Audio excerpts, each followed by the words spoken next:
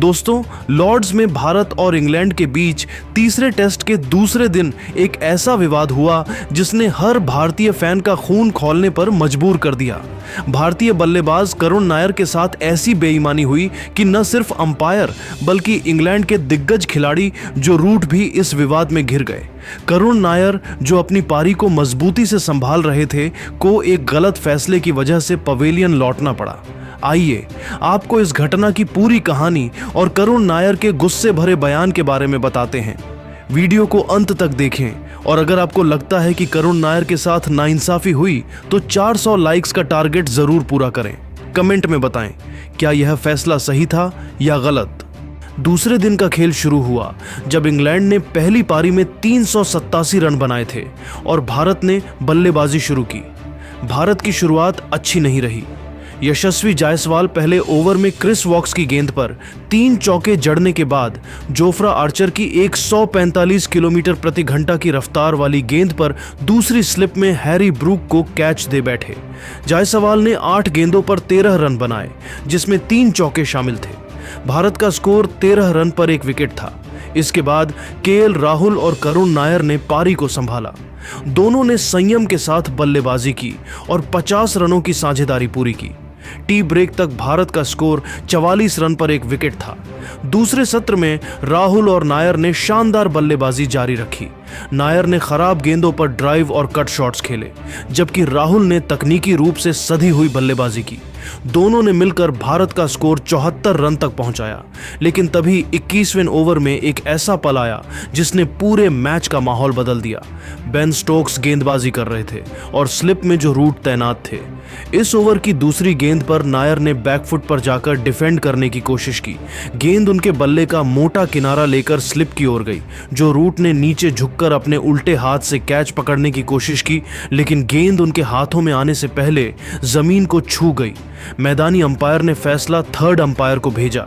Replay में साफ दिखा कि गेंद रूट के हाथों में आने से पहले जमीन से टकराई थी। नियमों के अनुसार अगर गेंद जमीन को छूती है तो बल्लेबाज को नॉट आउट देना चाहिए, लेकिन थर्ड अंपायर ने जल्दबाजी में फैसला भारत के खिलाफ और इंग्लैंड के पक्ष में सुना दिया। करुण नायर को 62 गेंदों पर 40 रन बनाकर पवेलियन लौटना पड़ा, जिसमें 5 चौके शामिल थे। भारत का स्कोर 74 रन पर 2 विकेट था। यह भारत के लिए बड़ा झटका था क्योंकि नायर लय में थे और एक बड़ी पारी की ओर बढ़ रहे थे। नायर के आउट होने के बाद शुभमन गिल क्रीज पर आए, लेकिन क्रिस वॉक्स ने एक चाल चली। उन्होंने गिल के लिए विकेटकीपर को स्टंप्स के पास खड़ा किया ताकि गिल फ्री होकर न खेल सकें। 130 किलोमीटर प्रति घंटा की गेंद पर गिल ने ब्लॉक करने की कोशिश की, लेकिन गेंद उनके बल्ले का बाहरी किनारा लेकर विकेटकीपर जेमी स्मिथ के पास गई। गिल 40 गेंदों पर 16 रन बनाकर आउट हुए। भारत का स्कोर 107 रन पर 3 विकेट था। इसके बाद अर्षभ पंत ने कमान संभाली। पंत ने शोएब बशीर की पहली गेंद पर चौका जड़ा। अगले ओवर में उन्होंने 2 और चौके लगाए, एक डीप मिड विकेट पर पुल शॉट और दूसरा कवर ड्राइव। पंत ने आक्रामक अंदाज में बल्लेबाजी की, जबकि राहुल ने एक छोर संभाला। राहुल ने 97 गेंदों पर 53 रन पूरे किए, जिसमें 7 चौके शामिल थे। पंत ने 19 रन बनाए, जिसमें 3 चौके शामिल थे। दिन का खेल खत्म होने तक भारत का स्कोर 145 रन पर 3 विकेट था।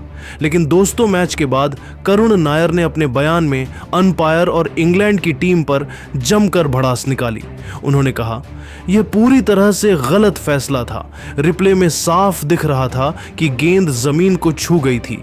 मैं अपनी लय में था और टीम के लिए एक बड़ी पारी खेलना चाहता था। इस तरह के फैसले न सिर्फ मेरे लिए बल्कि पूरी टीम के लिए निराशाजनक हैं। अंपायरों को इतने बड़े मैच में और सावधानी से फैसला लेना चाहिए। जो रूट जैसे अनुभवी खिलाड़ी को सच्चाई का साथ देना चाहिए था, लेकिन उन्होंने चुप्पी साध ली। यह खेल भावना के खिलाफ है। नायर ने आगे कहा, मैंने अपनी वापसी के लिए कड़ी मेहनत की थी। इस तरह का फैसला आपको मानसिक रूप से तोड़ देता है, लेकिन हमारी टीम मजबूत है और हम इंग्लैंड को कड़ा जवाब देंगे।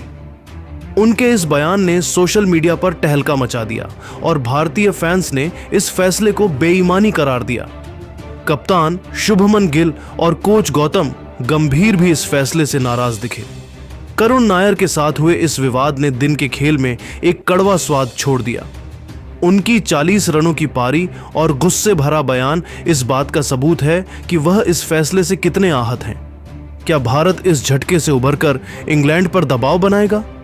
करुण नायर के साथ हुए इस फैसले को आप सही मानते हैं या गलत?